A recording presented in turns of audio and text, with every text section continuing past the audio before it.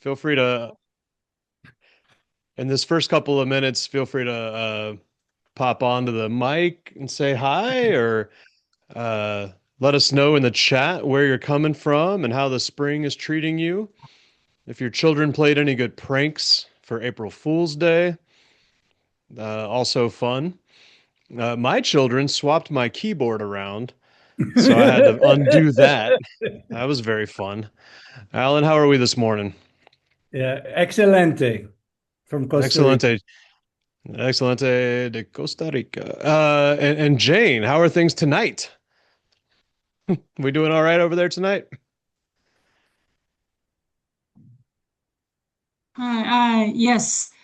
Last meeting, actually, I didn't notice the change of the summertime. So it is always makes me kind of confused. So this time I came here correct time. All right. Glad to see you. Glad that worked out. Yeah. The rule I learned a couple years ago was if it's 10 a.m. in Boston, that's when we're doing it. Mm. 10 a.m. in New York City. That's when we're gonna jump off, but and then make the adjustment as necessary. I'm changing my name in here just to show where I'm coming from and making it easier to pronounce. If anybody wants to change their name or drop something in the chat about your how we can best pronounce that for those of us less practiced at pronouncing your name. Um, and of course, yeah, the chat's already blowing up. I love it. Love it, I love it, just love it. Yeah. I just came back from Norway, and in the United States, we changed our time already before I left, and then we Ah. left. My flight coming back was at like 6 o'clock in the morning on Sunday, and from Saturday to Sunday, they changed the time for an hour. So we had to be careful that you didn't miss your plane. And I don't know why in the United States is always a little bit different than the rest of the world. So it's like total confusion. I'm not sure there's a better way to segue than the United States is a little bit different from the rest of the world. That's that we have all seen that. Well, hey, look, I hope on your screen you're seeing some slides. It says culture chat, rolling a natural 20 as an interculturalist, April 1st, 2026. Can I just get I can't see you all anymore on my laptop. Can I just get a one in the chat if you can see it? Yep, Oh, a we can full see it. spring. All right. Fantastic. Well, hey, everybody, I'm Nick. I'm the community curator at the Interchange Institute, which mostly means these days that I approve sometimes your request to join the LinkedIn group. I'll drop the chat later for that. Me and Alan have great conversations on LinkedIn and a few other people as well. Would love to see you over there. Today's culture chat is rolling a natural 20 as an interculturalist. We do have more coming up today, of course, the 15th, the 29th, May 13th. So they just keep rolling. But of course, there's a whole year ahead of us, and we're going to want to fill the calendar with your expertise. And as you're going to see today, we're coming way out of the box. No, actually, literally, the thing we're talking about today comes in a box, but we're thinking outside the box about culture and cultural learning. Uh, I have had a great series of conversations recently about people showcasing their unique insights on global topics, connecting with our passionate global community and elevating their professional profile and frankly just practicing some good online presentation skills. We've got upcoming training April 17th, May 15th, and September. Groups are starting through the Crossing Cultures with Competence. As an alum of that, I can tell you it's a very rich program, well presented, great people attend that. You could be one of those great people as well. Please let us know if you want to get signed up or more information. Of course, there's this extra. Yeah, Alan Hedblum, great stuff. Opening a little story loop here, opening it up. We're going to close that loop later. What is a natural 20? Wait for it. April 1st submission deadline for the next iTech. So another one will come, I believe. But if you were trying to get in your portfolio for the certification, please get that in today. info@interchangeinstitute.org for more information. The Interculturalist Circle is live on YouTube. No, not live. It's up on YouTube. This video will be there too. So recordings of Culture Chat are on YouTube. You can find it at the Interchange Institute, and you'll recognize our logo when you get there. Today's speaker is Eric Davis. I've had the pleasure of hanging out with Eric at the CTR USA conference in Portland in November. And I can confirm he is the guy for this. Interesting intercultural experiences and a lot of expertise in getting folks like us in front of folks who need that intercultural training because they're doing relocation. He's part of the SERVA organization, a global leader in relocation and moving services. He's a supplier network specialist, but supplier here means mostly intercultural trainers. He's got a really unique view on some ways that we can build our intercultural competence, both personally as well as with people that we're training and leading. So with that, I'm going to turn over the mic and the share to Eric, and he's going to take us through rolling a natural 20 as an interculturalist. Eric. All right. All right. Well, thank you guys so much for joining today. Really, just let me just go ahead and start my share here.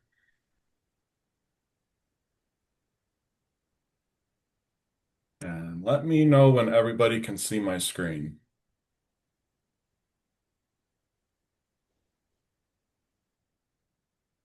Oh,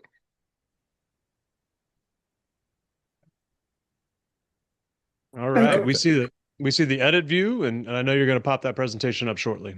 yeah, it should be There up. it You is. see that now? Looking good. Take it away. All right. Let's see here. All right. Well, I'm going to go ahead and hide this window because it's going to be kind of in my way a little bit. All right. Well, again, thank you guys so much for coming and joining today. Really excited to share some of this information and something that idea that I've been really kicking around as far as possible tools for expanding our toolkit as interculturalists. So today I'm going to talk about tabletop role-playing games, also known as TTRPGs or just simply RPGs, and then how they fit into our field as interculturalists. So currently we have several intercultural themed training games that are in action today. And they're very simulation based. They're very or card games or something like that. Very fast paced, meant to develop team cohesion and group cohesion and synergy. Um, but in this case, I'm going to talk about this role playing game as an alternative option to your training sessions. And I want to share a little bit of my story about how I grew into becoming an interculturalist.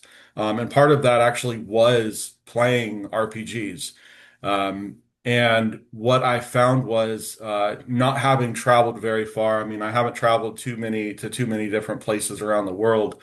But where I have gone is a lot of places in my mind, and really tried to develop the ability to adapt culturally and style switch in different ways. And through playing these games, it's really increased my acuity as far as being able to relate with other cultures and with people from different backgrounds.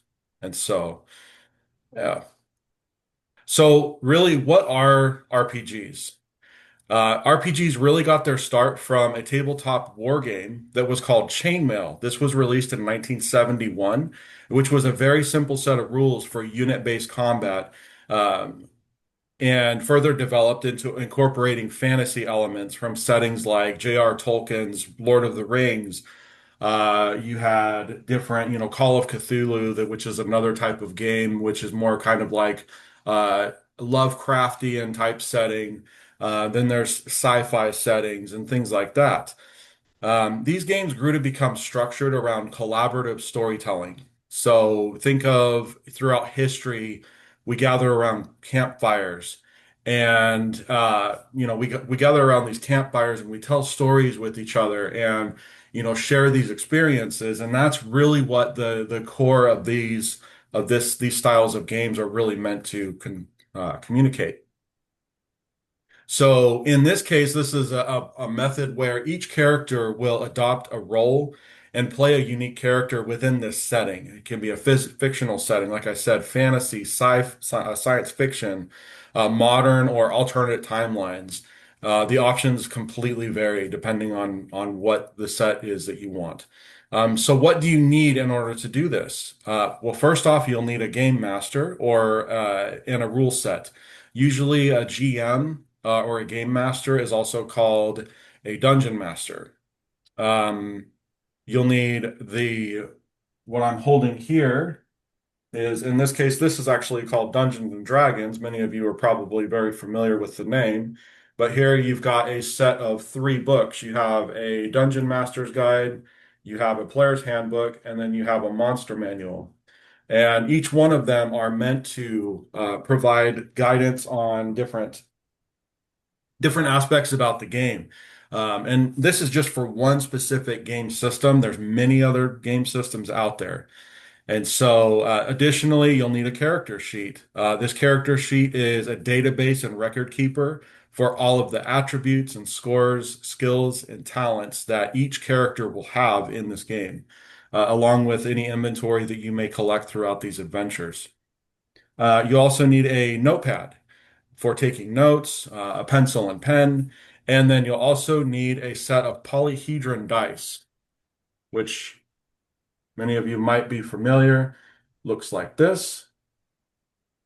And there are several different forms of these dice. You have 4-sided dice, you have 6-sided, 8-sided, 10, 12, and then 20.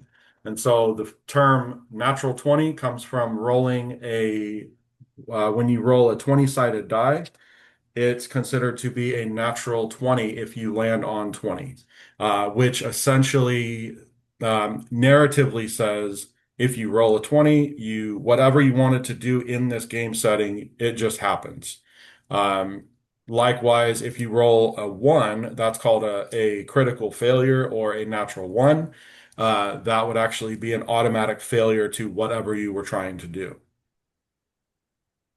And so what's really neat about the dice is these dice actually determine the fate of the attempted action or reaction. This completely randomizes the outcomes to maintain unpredictable aspects of life. So the wonderful thing about this is it perfectly simulates that you may plan everything perfectly, but if you have a few bad rolls, it can completely undo everything that you had in mind, which forces us to pivot in real time. Finally, you have your mind. We're creative beings and we thrive on creating. So how can we make lemonade when we're given lemons? So given the lens with favorable, given an event with less than favorable circumstances. So this definitely requires creativity. This game is guided by a set of rules, often overseen by the game master or dungeon master. And this role here specifically is seen as the arbiter, which provides the framework for resolving actions and conflicts, along with helping push the story along by translating the world around the players. Players will also take on a diversity of roles, such as leaders, mediators, challengers, supporters. And in these roles, players must negotiate their skills, make decisions, and interact with others, which simulate real-world social dynamics. Along with being the rules judge and overseer of the game, the game master or dungeon master will also take on a diversity of roles in the form of playing or acting as non-player characters. These NPCs make up everyone else in the world around them.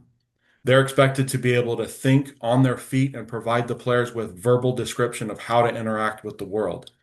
and describe the world, describe what the sights are, what the sounds are, what the smells are, and everyone around you. And then the GM will introduce the players to this world with a short origin story, how everyone comes to meet, and then begins a narrative through using NPCs and other events to challenge these players. So when addressing the narrative events of that group that they work through, there's never a one size fits all solution. An example, you have a party, 4 to 5, maybe 6 people, and you're traveling through an open field, but you come to an open fissure in the ground that spreads in two directions as far as you can see. So in this case, the GM is going to present a challenge to the players and say, how are you going to get across? Um, and so in this case, are you going to build a bridge? Are you going to have somebody walk until they find the end of this fissure? Or are you going to try and throw a stone that's connected to a rope across and create an anchor to create like something like a tightrope? Does someone have a means of limited flight? The choice is yours entirely. Or another example, the party is asked to obtain a particularly rare metal that is known for having special chemical properties, for piecing together equipment and things like that. Um, you know where it's found, but there's multiple ways to obtain it. So now the choice is how are you and your fellow players going to obtain this material? Now, taking into consideration, again, this is a completely fictitious setting and essentially your storytelling together. Um, this leads the group into various tasks, usually called quests or missions, depending on the game style. Players will then share and build the experience by calling out what they're doing or saying, and the only limit is to how creative that you wish to be. How much do you wish to contribute into this story? So now, how do RPGs relate to intercultural settings? Well, the immersive nature and storytelling elements of RPGs actually encourage participants to step outside of their own perspectives and engage with others' viewpoints and navigate complex scenarios. These games inherently foster cultural awareness by requiring players to interact, they negotiate, and they resolve conflicts within diverse groups. Through the process of creating shared narratives, players will learn to appreciate differences, adapt to unfamiliar customs, and develop empathy for other characters whose backgrounds actually differ from their own. So this actually mirrors the real challenges in multicultural workplaces where understanding and respecting cultural nuances is really essential for effective collaboration. So now the real question is, how can you as a trainer integrate this into your own programs? Well, this is quite simple, using the scenarios that your clients present to you, or even your own experiences that you've gathered throughout your own tenure as a trainer or as a coach, and then flavor these scenarios with different sprinkles of either science fiction or fantasy or whatever setting that you would like to do, and then play it out. It's actually a method of using kinesthetic skill building. And how would you do this? So you can consider making a range of pre-made characters. Create several different options of characters and say, okay, here is the template for this character. Now you're going to hand it to your program participants, and then you're going to say, this is what their personality is like. Now you're going to try to emulate what this personality is. And then you're going to run these pre-made scenarios with the characters. Many trainers will already have printouts of sample scenarios that you will share with your participants and say, here's scenario one. What do you think is happening here? Here's scenario two. What do you think is happening here?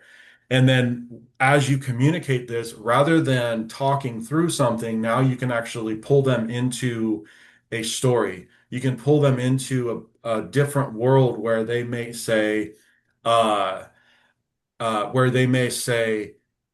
well, this is how I would react, so I'm going to go and do this. And then as the game master, you would say, okay, go ahead and roll a d20 and you tell me what the result is. And then this is what happens. Now, based off of that, then you will narrate to them what happens after they say they're going to do something.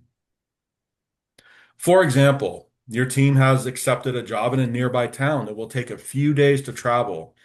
Sounds like a relocation.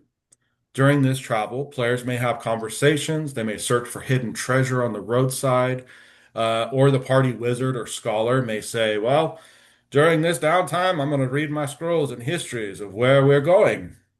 The party troubadour or musician may try to recall or practice some of the musical influences from that area. These are all fantasy examples, but these are examples of how we prepare our program participants for assignments. So then go ahead and make it a short game where you make a few rolls, you have a few laughs, you gain some insights. In this way, RPGs also provide a safe environment to experiment with communication styles, leadership approaches, and problem-solving strategies. By reflecting on their in-game experiences, participants can actually draw parallels into real-life situations, enhancing their ability to navigate diverse environments um, with confidence and sensitivity. So it's very common for players to even experience some of the social, structural, and cultural challenges that we've actually faced and still may face today. This process actually mirrors the complexities of intercultural interactions, where individuals must navigate varying expectations or customs and values. RPGs actually emphasize teamwork, as success often depends on the group's ability to collaborate with each other. There's a term that's commonly used in RPGs where someone says, never split the party. That's a very common phrase, and it's almost become a joke among the RPG community. And if anybody has seen the movie Dungeons and Dragons, they actually use that quote as a joke within that movie. And what that refers to is there is someone in the group who decides that they're going to try and go it alone, and they will invariably always fail at whatever they're trying to do because they're doing it alone. The whole point is to do everything as a team. You're going to win as a team. You're going to, basically, you're going to either live or die as a team. And that's the whole point of the game. Um, Engaging in these games is going to practice skills such as active listening, empathy, adaptability, and the structured yet flexible nature of RPGs makes it ideal for experiential learning within these training programs, within the programs that we actually do. So let's talk more about how RPGs create a safe and supportive environment where participants can experiment with new behaviors, communication styles, and problem-solving approaches without fear of real-world consequences. That's the really big thing is we really want to create a place where it's a safe environment where you can test out how are you going to interact with the world around you without any consequence coming back on you as a real pushback. So this whole system is designed to encourage players to take risks, to foster curiosity about different cultures and perspectives. The role-playing or RPing aspect allows individuals to embody characters with backgrounds that are distinct from their own, that promote empathy and understanding. This often includes players that roll up or create a character. So that's the term is called rolling up a character that is either not your own racial, gender, or moral background. So this can result in a player voluntarily stepping outside of their own wheelhouse of beliefs and identity to understand and encapsulate how and why they may interact with the world in the way that they do. They may also experience how the world may interact with them. And in many games and many settings, there are several aspects that mirror many of our own social and cultural successes and failures throughout history. Many players will explore the good and the bad side of life, and the experience can have profound impact on how you actually view the world around you. So, for example, in D&D, there are three historical races within D&D that are kind of the staple of the setting. You have dwarves, you have humans, and then you have elves. And within those three races, there's actually a long-standing racial friction, but they also kind of work together. But there are some elements of distrust with each other. So typically, dwarves are seen as very stout. They're very hardy. They're very, very strong. They have a very, very strong heart, but they also can be sometimes very greedy, and they can also be very stingy. Humans are often seen as very idealistic. They're very progressive. They go out in the world and they want to explore and unturn every rock out there, but they're also seen as very imperialist or very expansionist. Elves are the long life race. They live for a very, very long time. So because of the length of their life, they're seen as enlightened. They're very wise. They're very knowledgeable about the world around them and even some of the secrets of the world. But because of their long lives, very small windows of time don't really have much of an impact to them. So if there's a big event that's happening, they may not take much interest in the immediate event that's happening. So this is all just within some of the history and lore of these races that were created within Dungeons and Dragons. So here we see misunderstandings and conflicts are actually normalized within this game. They provide opportunities to practice conflict resolution and repair strategies. These experiences translate directly into intercultural training, where participants will have to learn how to navigate ambiguity, adapt to unfamiliar norms, and build relationships across these cultural divides. RPGs also will facilitate reflection as players analyze their actions and outcomes, drawing lessons that can be applied to real-world intercultural interactions. So engaging in these games, participants develop greater self-awareness, you develop cultural sensitivity and resilience, all of which are indeed critical for success in diverse environments. So now let's talk about these roles in RPGs. Often, players will assume roles such as the leader, the mediator, the challenger, the tinkerer, the supporter, or the controller, each contributing unique strengths and perspectives to these groups' success. They have special abilities, they have special talents, they have special attributes about the actual character that lends themselves into specializing in a particular way. These actually can be translated into a real world test case scenario. So, for example, let's look at the C-suite of a company. For example, you've got the executive officer, you've got the operations officer, and going down this list here, we see all of these positions are not particularly more or less important than the other, but rather we actually recognize that each one of them actually plays a very specific role to the success of the adventure or the company. So now what about the style of the player? You as the individual coming into this game. Your personal predisposition and style will actually have a huge impact on how you play this character. The character will be played in your life is um, there's different kinds of game styles. You're going to have the actor where life is drama. You want to be as big and bold as possible, and this may be really great for a player who traditionally doesn't have a strong voice. Someone who says, I want to actually be that person that goes out and is the loudest of the whole group. You may have the investigator who wants to unturn every rock, and that may be played by someone who's generally that is okay with whatever the status quo is. You may have the power gamer, the slayer, the storyteller, the thinker, the watcher. Each one of these styles of play actually contribute.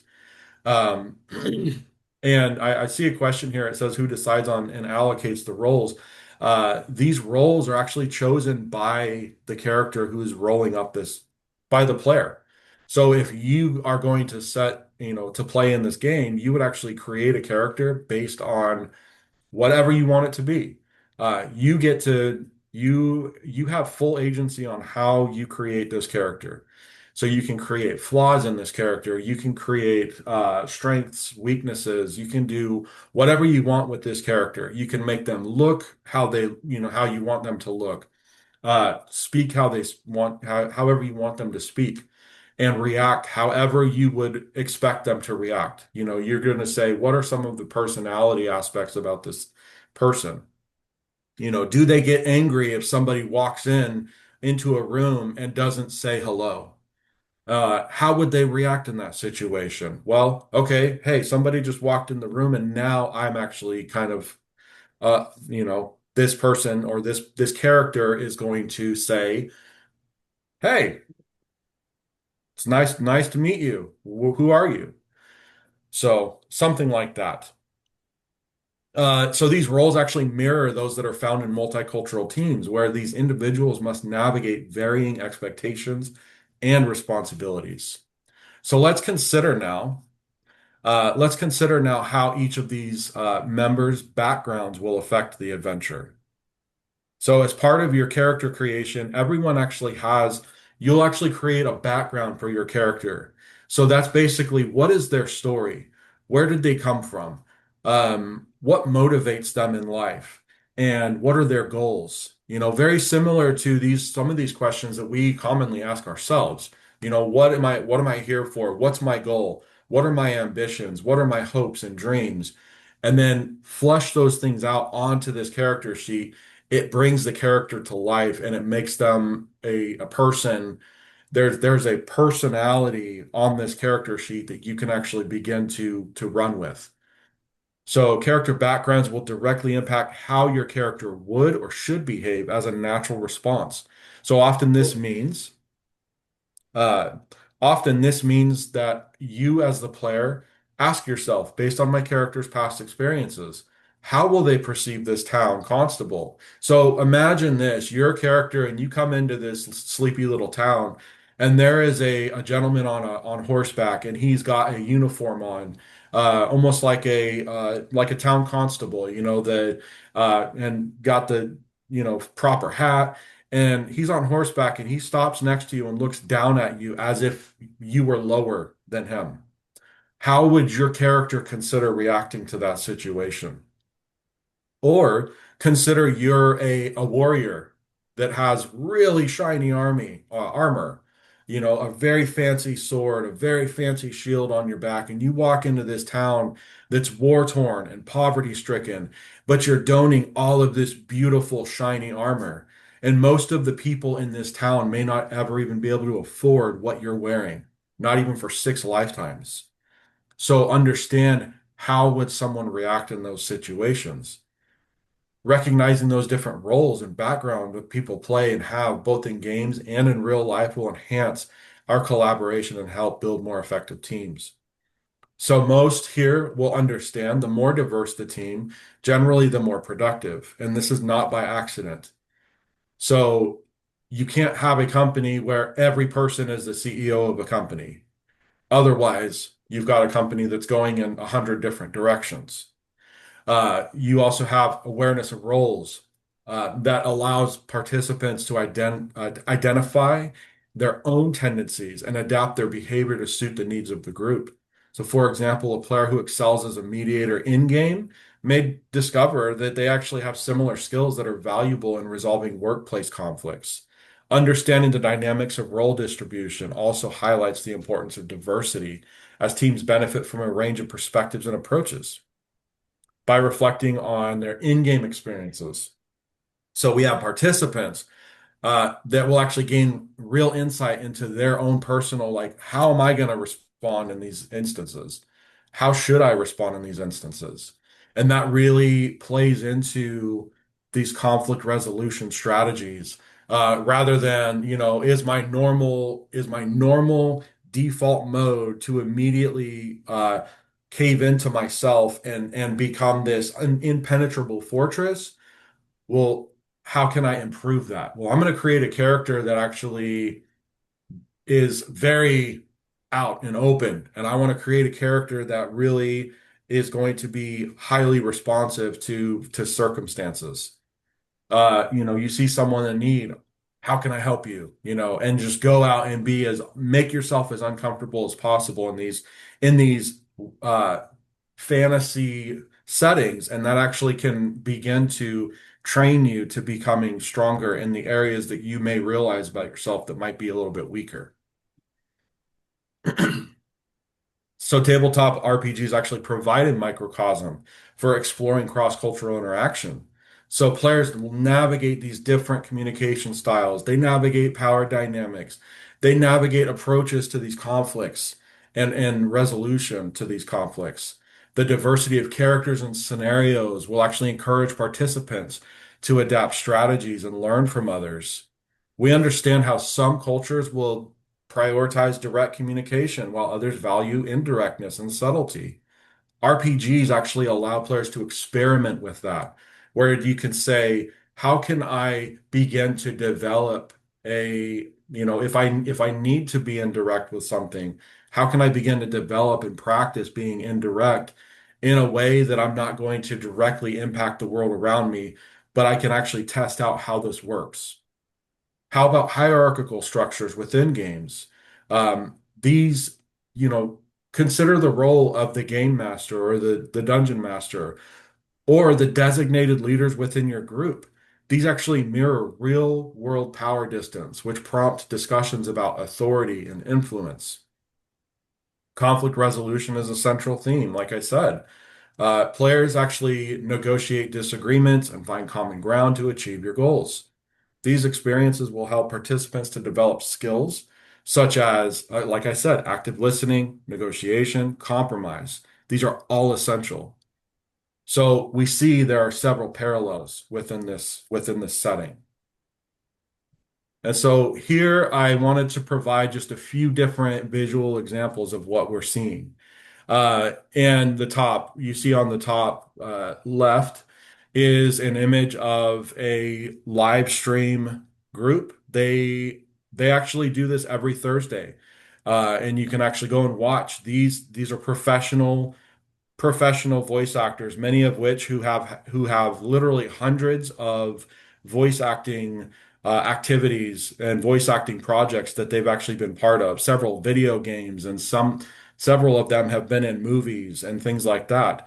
On the top right, you see more of a home game.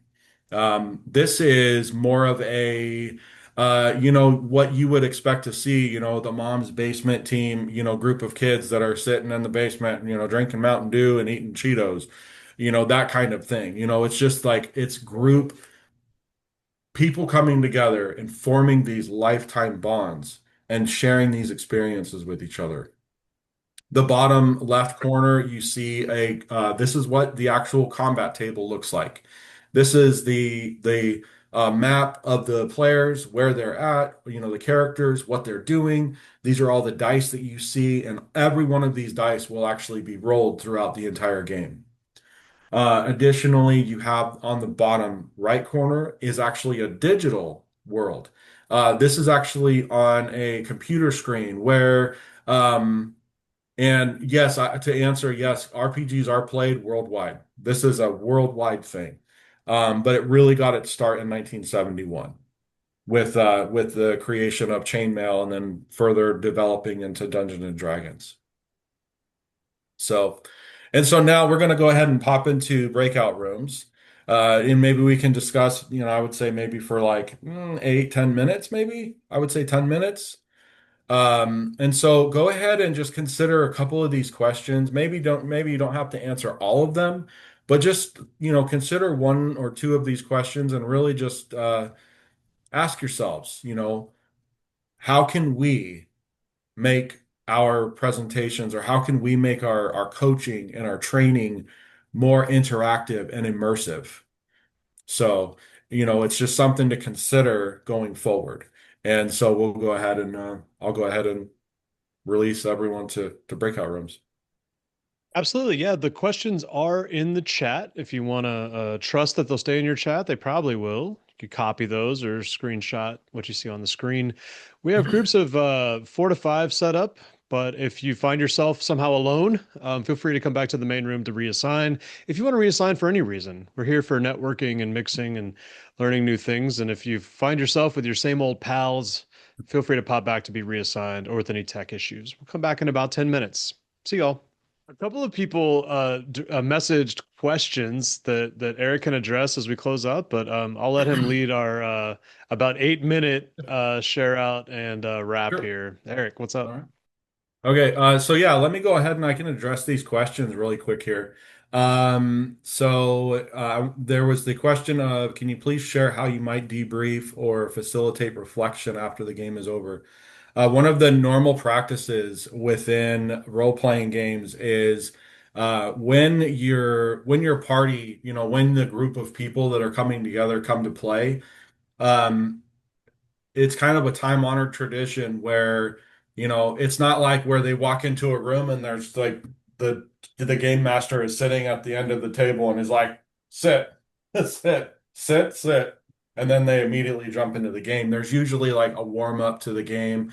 There's usually a recap, if you're running like what's called a campaign. There's different kinds of RPG settings. You can run something what's called a campaign. You can run a one shot, which is really just like a one session game where you can legitimately just say the story is going to start and end before the end of today. Um, and then a campaign is more of like a very long, over the course of years, can sometimes go on for, I've talked to people who have said they've had a campaign going for 10 years now.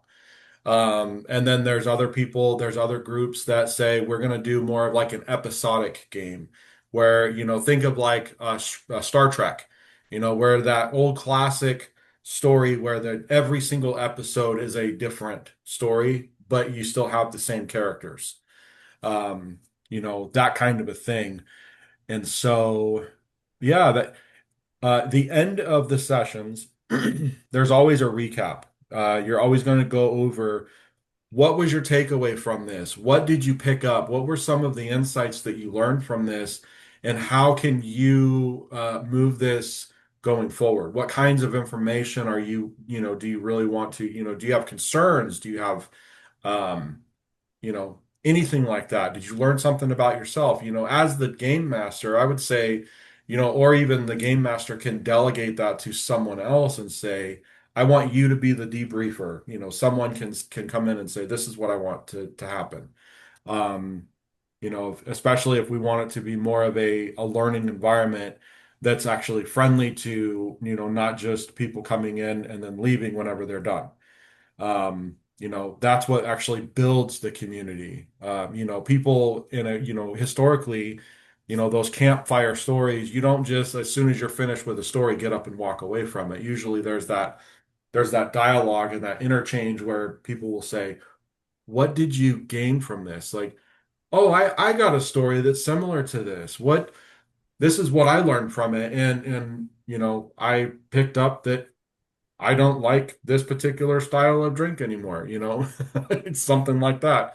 But yeah. And so the other question, let's see. Um,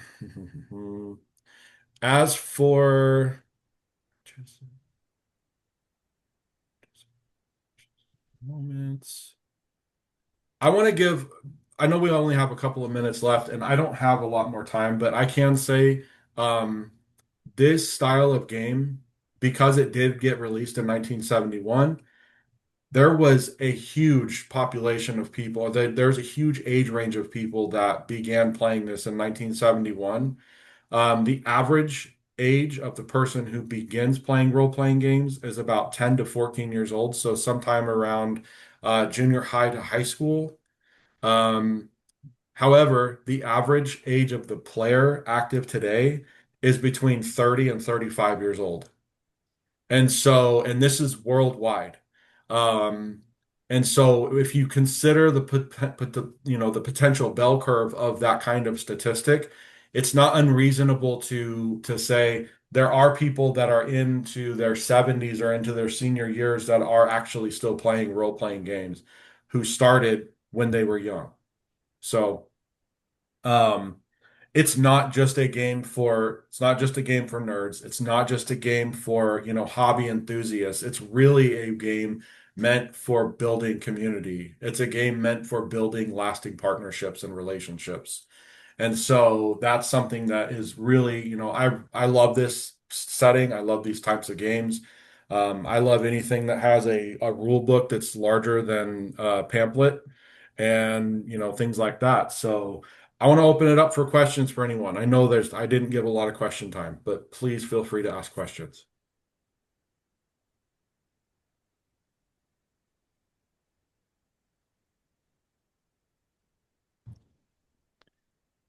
Just a How note that in difficult is it to popular culture, learn? Stranger Things had Say, brought D&D to people. But Oh, who else yeah, was yeah, yeah. talking? Go ahead. but now how difficult is it to sort of like learn the basics to get going in these games? More often than not, I think the concept of the game is more intimidating and daunting than actually playing the game. Um, the rule book can look, usually if you go into a game store and you look at a rule book, sometimes some of these rule books, I mean, that this looks very daunting to anybody immediately. But when you consider that this right here is generally what you're looking at for the person who's actually running the game. This is the players. These are all of the different characters, the different classes, the different races that they can choose from. And so rather than reading the entire book, you're actually only looking at like 2 or 3 pages within this book to roll up a character. And like I said, this is just for Dungeons and Dragons. This book is all just the monster manual, and it's just the entire book is all just different kinds of concepts of monsters that you would actually go into a dungeon and you battle with. You don't have to do combat. There is a limitless style of gaming that you would, if you don't want to do combat, you don't have to do combat. You can legitimately role play a game where your party is running a company. You can absolutely do that. And all you have to do is just change the flavor of the language. That's the beautiful thing about this game Because set. now I'm thinking, I'd probably be interested in doing a training course that was cultural training, but actually was learning to play Dungeons and Dragons at the I same would be time. happy to It's lead almost like a something like two that. for one. I feel like there's actually a huge kind of opportunity for a two for one course here. Yeah, and that's something I know that there's a lot of people that are happy to teach this style of gaming. And then again, like I said, I was pointing out in the, while everyone was in breakouts, there's Dungeons and Dragons is not the only RPG out there. There Star Trek, Star Wars, any pop culture type setting that you can think of, there's probably a game for it. There are horror games, there are you know, Lovecraftian style games where you delve into like deep dark mysteries of life and things like that. And thing, there's there are mythological style games, where you can dig into like Egyptian mythology, or you can dig into Norse mythology or things like that. It the possibilities are limitless. So I'm so sorry. Anybody, if you guys have any questions, I would like to share just my screen one more second, just to share my LinkedIn profile quickly. And I want to share this with you guys, just so if you have any questions, feel free to reach out and I'll be happy to have a conversation with you. And yeah. Can everyone see that? You can like take a little snapshot of it.